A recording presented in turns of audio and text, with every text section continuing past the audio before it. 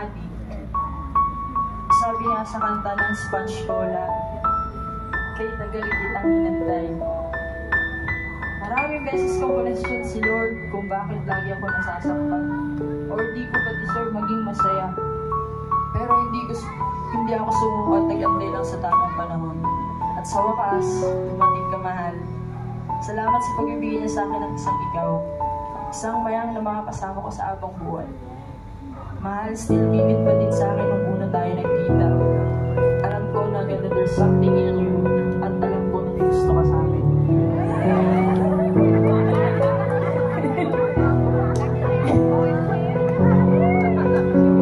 Kidding aside, we know that time is hindi tayo pwede or not a perfect time for us. Ang galing lang ni Lord, para siyang video, He finds way to put our soul back together. Kaya nung binigyan agad tayo ng chance, bigyan na mag-meet at mag-usap. Natandaan mo ba kung saan kita unang dinala? Blue, starts with letter S. Hindi po sogo.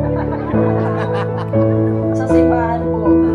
Kasi gusto kong iharap na kay God at hingin kita sa Kanya na sana ako na yung bigay niya sa'yo. No words can describe how grateful I am sa pagsagot niya ng wish ko na yun for making it real. Ngayon naman gusto ko pa rin yung dream mo, ang makasal. Alam ko nung naging tayo, parang naging mailap na sa'yo to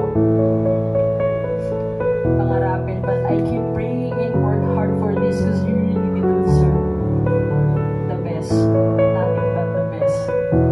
This wedding is not only for you, mahal, but also for our both parents.